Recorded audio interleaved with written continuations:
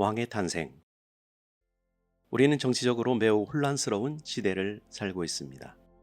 세상의 질서를 가져올 참된 통치자를 그리워합니다. 우리는 성경이 모든 시대, 모든 인류의 문제를 해결하는 열쇠를 갖고 있다고 믿습니다.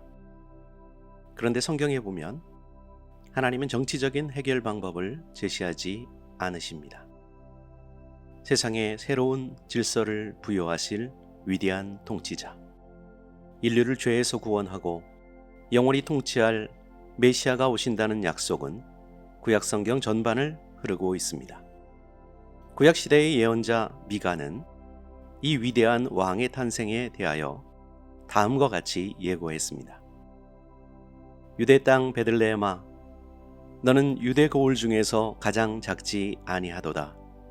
내게서 한 다스리는 자가 나와서 내 백성 이스라엘의 목자가 되리라. 지금으로부터 약 2000년 전 하나님께서 정하신 때가 되었을 때 약속하신 왕이 아기의 모습으로 이 땅에 오셨습니다. 그 기쁜 소식을 가장 먼저 전해들은 사람들은 밤에 밖에서 자기 양떼를 지키던 목자들이었습니다.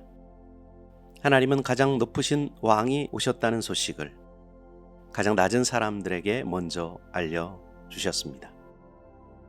별을 관찰하던 동방의 학자들은 위대한 왕이 오신 특별한 징조를 발견했습니다. 유대인의 왕으로 나신 이를 경배하기 위하여 그들은 먼 길을 이동하여 유대 땅을 찾아왔습니다. 당시 유대의 왕이었던 헤롯 대왕은 대제사장과 서기관들을 불러서 메시아가 어디서 나실 것인지 물었고, 박사들에게는 별이 나타난 때를 자세히 물었습니다. 박사들을 베들레헴으로 보내면서 자신에게 돌아와 결과를 알려달라고 했습니다. 동방 박사들을 인도하여 가던 별은 아기 있는 곳 위에 머물러 섰습니다. 그들은 집으로 들어가 아기께 경배하고 준비해온 황금과 유향과 모략을 예물로 드렸습니다. 꿈속에서 헤롯에게 돌아가지 말라고 경고를 받은 동방 박사들은 헤롯을 피하여 다른 길로 돌아갔습니다. 아기를 찾아 죽이려고 혈안이 된 헤롯 왕은 베들레헴과 그 모든 지경 안에 있는 2살 이하 모든 남자 아이들을 죽이라고 명령했지만 요셉과 마리아는 하나님의 지시에 따라 이집트로 피신하여 아기의 생명을 보존했습니다. 공적인 생애를 시작한 예수님은 왕처럼 권위 있게 말씀하셨습니다. 예수님은 사람들의 편견과 위선과 탐욕을 지적하셨으며 부도덕과 부정직과 불법을 비난하셨습니다. 예수님은 하나님의 나라, 곧 그리스도가 왕으로 다스리는 나라에 대하여 자주 말씀하셨고 그 백성을 모으셨습니다. 예수님의 말씀과 행동은 왕과 같은 권위를 보여주셨으며 예수님의 윤리적 가르침은 고상했습니다.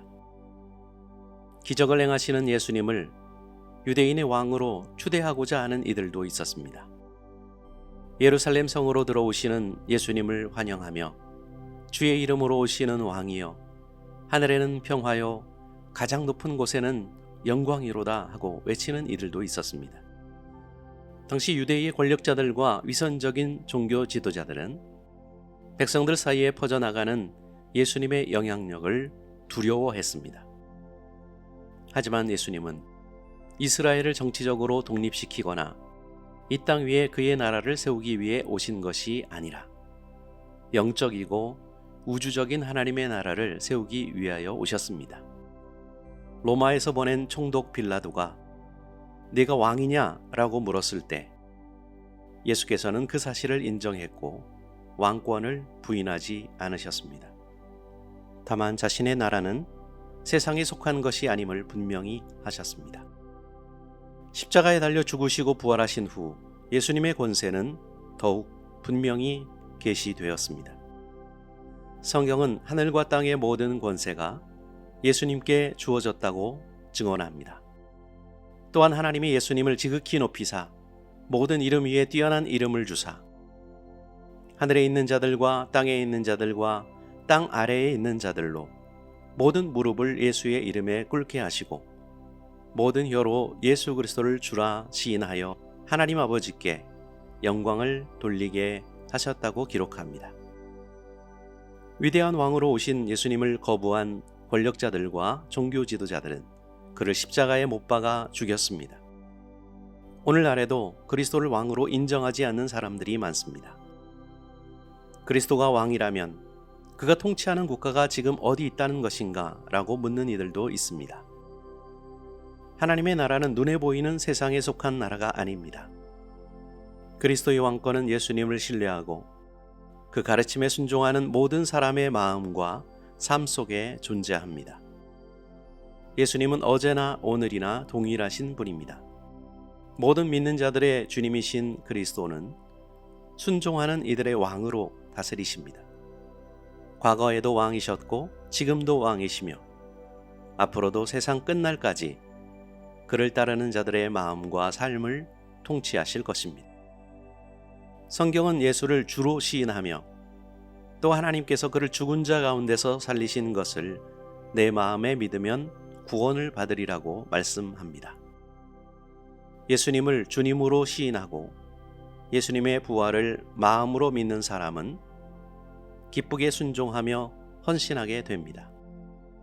그리스도를 믿는다고 고백하면서 그분을 왕으로 모시지 않는다면 그 사람은 하나님의 아들이 다스리는 나라의 백성이 될 마음이 없는 사람일 것입니다. 마지막 때 예수 그리스도께서는 그를 왕으로 모시는 이들 모두를 천국으로 데리고 가실 것입니다. 십자가에서 흘린 그리스도의 피로 지불한 초청장은 이미 발부되었습니다. 당신은 천국의 기쁨에 참여할 준비를 마치셨습니까? 아직 그리스도를 왕으로 모시지 못한 분은 지금부터 그리스도께서 당신의 삶을 다스릴 수 있도록 삶의 중심에 왕의 자리를 내어 드리시기 바랍니다.